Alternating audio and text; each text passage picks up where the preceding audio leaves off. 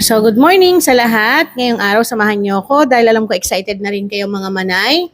At isa to sa bestseller namin dito ngayon sa aming cafe, ang fruitcake. Dahil isa nga sa masarap na pagkain to na pwede nating pambenta at the same time, napakasarap nito lalo na kapag ngayong December. O, di ba? Pwedeng pangregalo din dahil napakaganda. Kaya naman, wag na natin patagalin, umpisa na natin. So, bali dito, nakaready na mga kailangan kong sangkap. Meron tayong mga dry fruits, katulad ng red cherries, meron tayong almonds, then meron tayong pineapple. Sasamahan din natin yan ng kiwi na kinat ko ng ganito para mas dumami pang topping. At pinaghalong walnuts. Meron tayong raisins, tapos kasoy, mga manay. So nasa inyo kung available na mga dry fruits na pwede nyong gamitin. Pwede naman kahit alin dyan. 5 piraso ng large egg. Then meron tayong brown sugar. Meron din tayong nutmeg. Meron tayong baking soda, asin, at meron tayong cinnamon powder. Syempre, meron tayo rito melted butter. Meron din tayong 3/4 cup ng ram.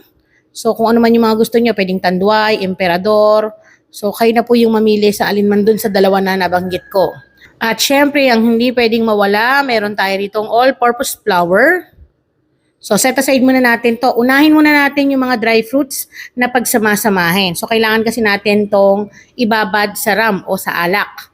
So, paghahalu-haluin lang natin yan, yung ating walnuts, raisins, almonds, pineapple, kiwi, then yung ating, tawag dito, hindi ko to nabanggit kanina, meron pala tayong dates, then yung ating cherries.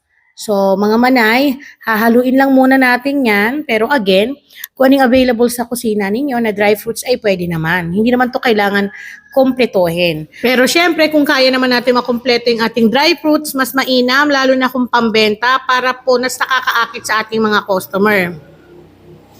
So, pagpasyensyahan nyo na, kung merong sumasamang ingay kasi, yun nga, nandito tayo sa may tapat, nandito tayo sa may store, so tapat to ng kalsada. So, eto, pagkatapos natin mahalo, ilalagay na natin yung ating ram. So, wag nyo pong ilalagay lahat. Magtira po kayo ng 2 tablespoons. So, dito nagbawas na ako ng 2 tablespoons para ilagay dun sa ating cake butter mamaya. So, imimix lang natin to ng maigi hanggang sa makoat o makasipsip po ng alak yung ating dry fruits. So, mix-mix lang natin yan. Ngayon, mga manay, kung meron kayong mga kaibigan o kakilala, o gusto niyo bumili nito online, wag po kayo magtaka kung bakit mahal po ang presyo nito. Kasi kung titignan niyo at i-check niyo po talaga, ang bawat presyo ng dry fruits ay napakamahal. Kaya pricely talaga. Kaya kung mapapansin niyo, ito binibenta lang tuwing December. Ayan. So talagang susulitin mo talaga yung bawat kagat mo rito. Pero worth it naman, talagang masarap. So iset aside muna natin to, babadan muna natin yan ng matagal. Then dito naman tayo sa ating harina. So ilalagay natin yung ating nutmeg. Then susundan natin yan ang paglalagay ng ating cinnamon powder. Saka natin ilalagay din yung ating baking soda at yung asin. So, imimix lang natin na maigi. Kailangan maging pantay ang kulay para walang naiiwan na merong buo-buo na kapag kinain ninyo ay parang sobrang tapang ng timpla. So, kailangan mamix ng maigi. Kung mas mainam, gumamit kayo ng salaan para mas maganda po ang pagkakahalo natin. So, habang hinahalo natin to, nabababad naman yung ating dry fruits sa ating alak. So, wag kayong mag-alala mga manay, di naman kayo doon malalasing. So, yun lang po ay nakakatulong din para tumagal. So, kung papansin nyo, yung mga ganitong klase ng pagkain ay tumatagal po talaga ng taon, lalo na kapag nakalagay sa freezer. At dahil okay na yon sa isang malaking lagayan, pagsasamahin natin yung ating brown sugar, then yung ating melted butter. So, lumalabas naman po sa aking screen yung bawat sukat ng aking mga ginagamit, kaya hindi kayo mawawala. So, no-skip to mga manay ha. Itong share ko sa inyo ay pang-display sa aming store. Kaya naman natuwa rin ako na i-share sa inyo para naman pwede nyo rin pagkakitaan. Dahil gusto ko pare-parehas tayo na matuto at pare-parehas din tayong kumita. So, ang paglalagay ng egg, wag pong lahatan, no? Pa-isa-isa para po mas mabit natin or mas mamix natin ng maigi. So, wag din natin bilisan. So, hindi dapat tayo dito nagmamadali.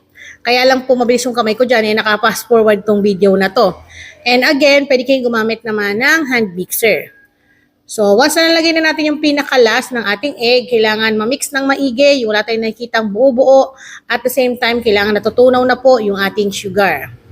Then, kapag okay na to, ay pwede na natin tong ilagay dun sa ating harina. Ayan. Halu-haluin ko lang. Saka natin ilagay tong ating liquid ingredients. So marami pong nagme-message sa amin at marami kaming pa-order na itong mga manay. Kaya naman natutuwa rin ako na gusto ko ibahagi sa inyo ng matutunan at pwede nyo rin pong pagkakitaan. Yun nga lang, pricely nga lang po talaga yung bawat sangkap nito dahil hindi po talaga biro yung presyo ng dry fruits mga manay. Then ito yung 2 tablespoon ng ram na sinabi ko sa inyo na nagtabi ako. So maglalagay din tayo sa ating cake butter. So nakakatulong po ito para iwas amag. Then tumatagal lalo po yung ating cake. So, mix lang natin na maigi hanggang sa wala tayong nakikita na buo-buo na harina. Sa pagkakataon na to mga manay, habang hinahalo nyo to ay lalong bumibigat yung paghalo natin. Kasi hindi naman to yung kailangan na malabnaw. So, talagang ganyan po talagang kanyang texture. Siksik siya.